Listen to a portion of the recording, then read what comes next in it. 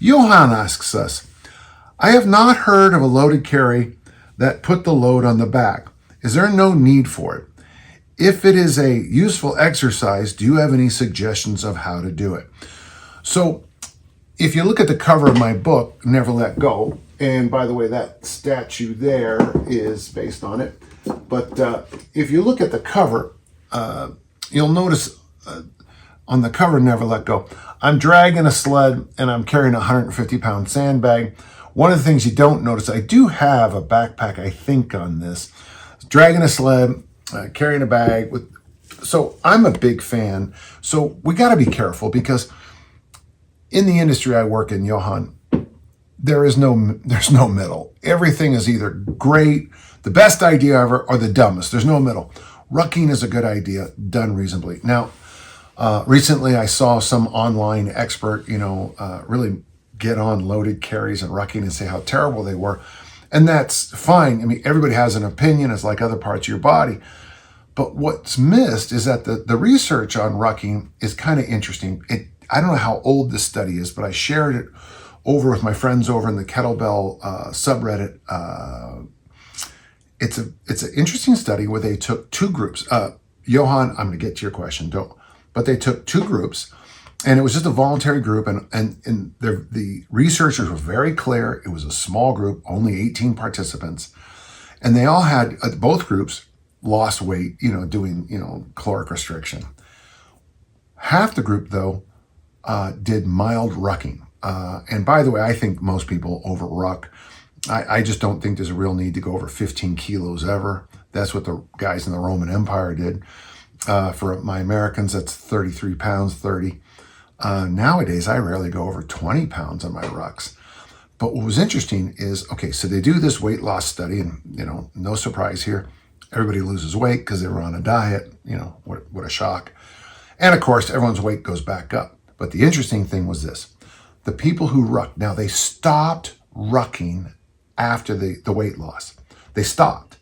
And I believe they waited 2 years to check everybody back. The group that rucked, now they didn't ruck for 2 years. The group that rucked during the thing kept most of their body weight, body composition improvements.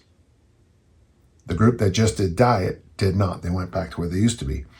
And one of the things about rucking and loaded carries that I think a lot of people miss, there's two big things, but I never realized the importance of bone in our lifting. Now, it's real obvious to me that bone health, weightlifting, if you're doing deadlifts and squats, your bone health is going to be better. That's one of the things I liked about, I think it was called Simple Strength by Phil Maffetone, where he really emphasizes the bone health. But the new research is reminding us that bone is living. When I was young, bone, I'm sure this is just, an adolescent understanding of biology when I first learned this, but we learned all the bones in the human body when I was a sophomore. That was our test, and it was a hard test. But we also basically just thought of bones as just being like structure, scaffolding, timber. It wasn't very important. Now we realize, and of course it's been 50 plus years, now we realize that not only is bone living structure, but it also has a big hormonal hit in the body. And it's believed, and at least this is one of the, whether it's true or not, we'll find out, but doing loaded carries, doing the squats, doing the deadlifts, makes the bone actively adapt the rest of the body to deal with these new added stressors. So doing rucking, putting a weight in your backpack is probably going to have benefits that are far more reaching and it's an issue we have. Sorry, I know I'm stopping my own self here. One of the problems we have in the fitness industry is if you get sweaty, it's the right thing to do. Any idiot can get you sweaty. I have a sauna right there. Hit my sauna, do as many damn burpees as you feel like, and you're going to sweat. Okay, temperature gets high. I can get mine up to boil water. Temperature gets high. You're doing this thing, you get sweaty. Does that produce fat loss? That's always been the thing. we have this straight line in the fitness industry. If you get sweaty, by definition, you must be losing body fat. And the interesting thing is, with a lot of the newer materials coming out, it's not that clear. I was told as a kid that you could only process, I think it was like 30 or 35 grams of protein at a meal. Now we know that that is just not true. What it is exactly might be, we humans might be able to eat all of our protein in 1 or 2 meals a week. I don't know if I'd like that, but it's that, gorge, fast, hunt, gorge, relax, hunt, gorge, relax week. We just don't, we're going to find out so many amazing things in the next few decades, if we decide to keep, doing science. So yeah, rucking has great value. But what I'm trying to point out here, Johan, with the rucking is the benefits might not be this magical, I'm sweating, therefore I'm losing body fat. It could be my bones are under stress going, we got to adapt and change some rules here to deal with this new load. The way you say this, I've not heard of a loaded carry that puts load on the back. The easiest thing I know is you get a weight vest. I have 3 or 4. I might even have 5 of them. I did throw one away a while because no one would put it on correctly and it really bothered me. So I have 3, 4, 5 vests. You can also just get a backpack and throw a kettlebell. The 16 kilo, the 35 pound kettlebell really works well for most people. You sit it in there, it sits nice and low, even a school backpack. And if you decide to do suitcase carries with a ruck, it's really interesting.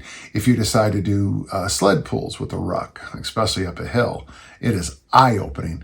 I remember being back at discus camp. We used to experiment with walking backwards up hills with farmer walks, and then later a very early ruckish kind of thing.